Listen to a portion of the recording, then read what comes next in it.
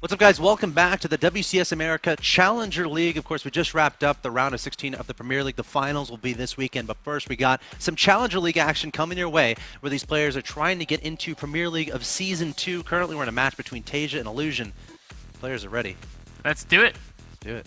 So, Illusion is up 1-0 against Taeja. With a wonderful build on Daybreak. You know, those type of builds where you get 2 reactors full of Hellbats and another Starport with a reactor on them, those are actually dangerous in all 3 matchups. It's a very, very strong type of 2-base timing build. One of the strongest 2-base timings there is. Illusion showing just how powerful it is. He actually used a similar build. Well, he used a Hellbat focus timing against Max set as well in the earlier round. Looks like there's a little bit of a disconnect problem there real quick. We'll get the game restarted really quickly.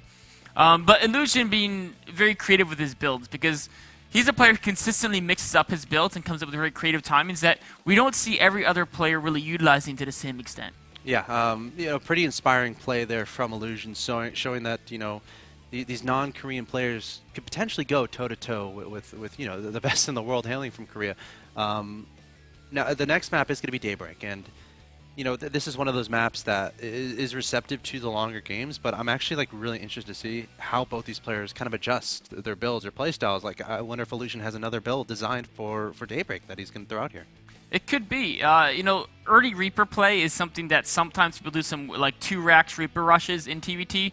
We're really not going to see it on Daybreak. It's really a poor map for Reapers. Something you do see a decent amount on Daybreak is Proxy Marauder builds. Because some Terrans say, oh, they're not going to do early Reapers, let's go Command Center first. And if they go Command Center first, Proxy Marauder play can definitely put you up ahead. Or if you can just contain your opponent for long enough and then get an expansion advantage. We do see some of that play. I think we recently saw that in the Premier League in the TVT. I'm trying to remember the exact matchup. Start naming Terrans. Yeah, from round of 16. Yes, it was Thursday. It was one of the Alive did it on Daybreak versus Pult, I believe. Okay. I mean, it was on Thursday though. Of course, they matched up a lot of Terrans. We watched 9 TVTs, so it was one of those 9 there. A build that used to be extremely common in Wings of Liberty. It kind of lost some of its influence in Heart of the Swarm, but it pops back up on Daybreak every once in a while. Otherwise, it's just going to be straight macro with maybe some Hellbat drops, some Widowmine drops.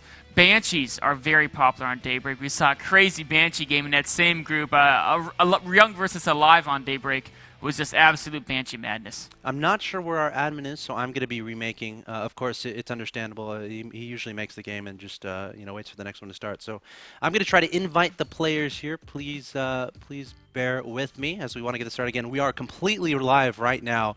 And again, Illusion did drop from game 1. Just need to get our observer in here. There he is.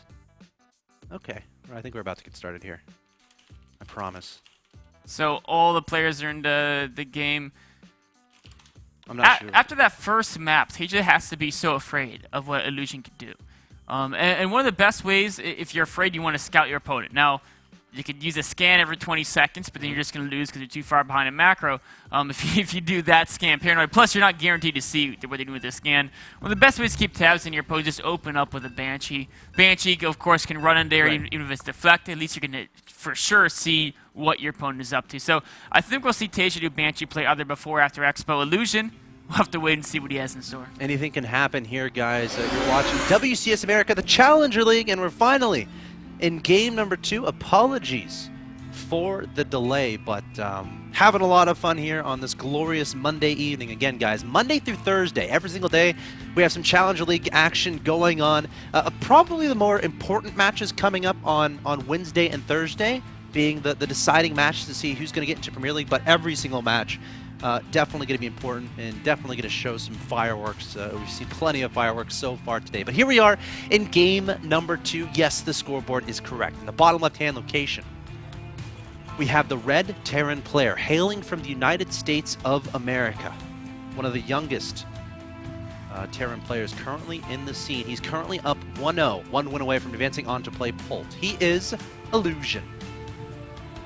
His opponent in the top right-hand location, deciding to give up his Code S spot in Korea to take a shot at the WCS America Challenger League. Finds himself down a game against his American opponent. Can he pull through and win 2 in a row? He's certainly capable. He is Taeja.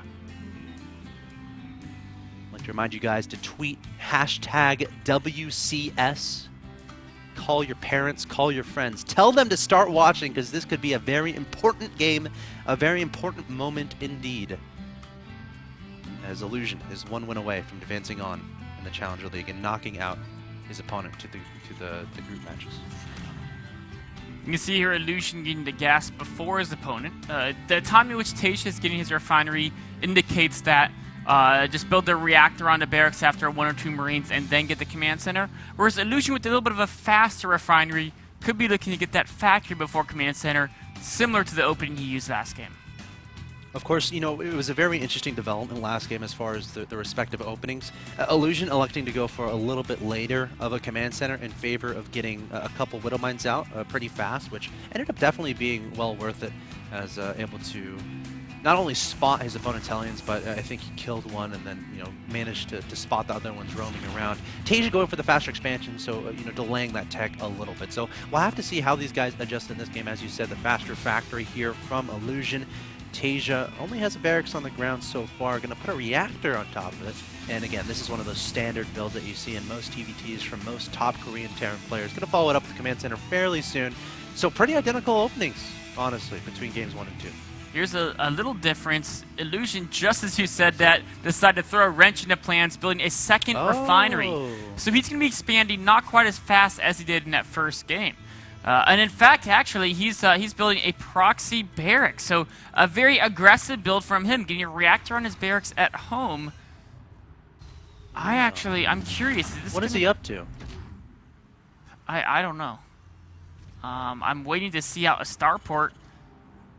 Could this be some mass marine medevac type play? Again, like, guys, Illusion prepared builds. You know, he prepared builds for this match. He prepared a build for this map, and this is that build. This has been practiced plenty of times by Illusion. You're watching potentially things you haven't been seen before. The question is, will Taeja be prepared? Can he identify what's going on, and can he react appropriately? This looks like a standard Cloak Banshee rush, except for that second proxy barracks. I mean, the starport is going to get a Banshee, and he has enough gas he could go for Cloak, unless he wants to use gas on that second barracks for something funny as well. Second barracks not being utilized quite yet. I'm really curious. Is he going to put a reactor on that barracks and then Tech Lab? Factory? Oh, it's Tech Lab. So, could this be like a combat shield marine all-in?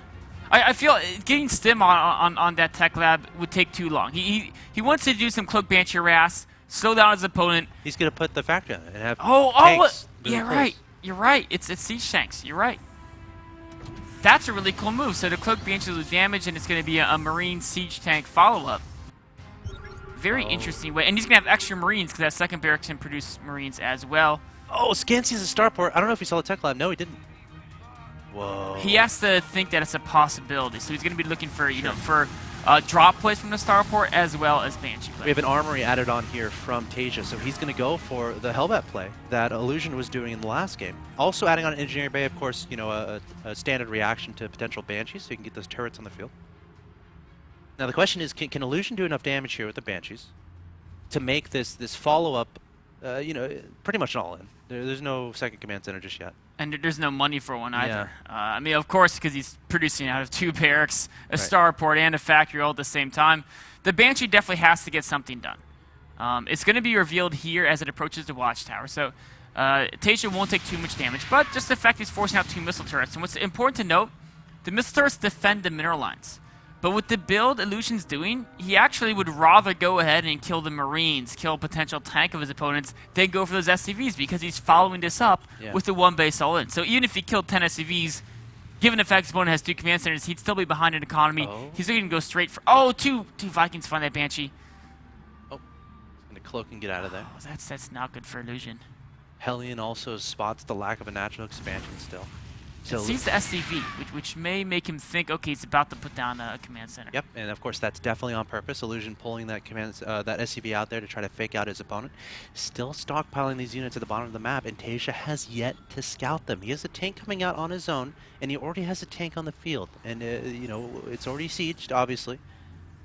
So this is a pretty scary situation here for Illusion. And Taeja, he built an armory, correct? Did he ever go for the Hellbats? Oh, no, not quite yet, because the SCV at the bottom just spotted this push out from Illusion. Taeja knows exactly what's going on. I think he abandoned the Hellbat plan when he realized his opponent may be still on one base, wanting to use siege tanks to defend instead.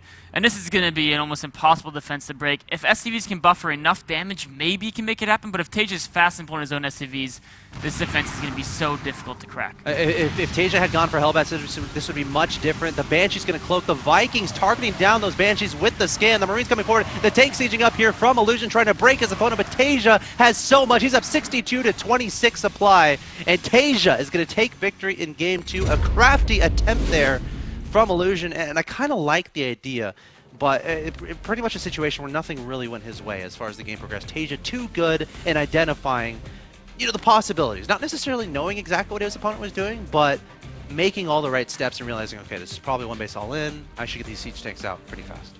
Really, the build Illusion did, the Cloak Banshees have to do two things. One, they have to deny your opponent from controlling their watchtower to make sure they don't see the attack coming, which they did deny the watchtower vision, but another SCV saw it sneaking around by a third base. And then two, you need to take out some of the key elements of your opponent's defense with those Cloak Banshees. Ideally, you can take out a siege tank with it, and then also force scans and things like that, but he wasn't able to force out a single scan or kill a single siege tank or actually do anything but control the watchtower with that first Cloak Banshee. That's such a big investment.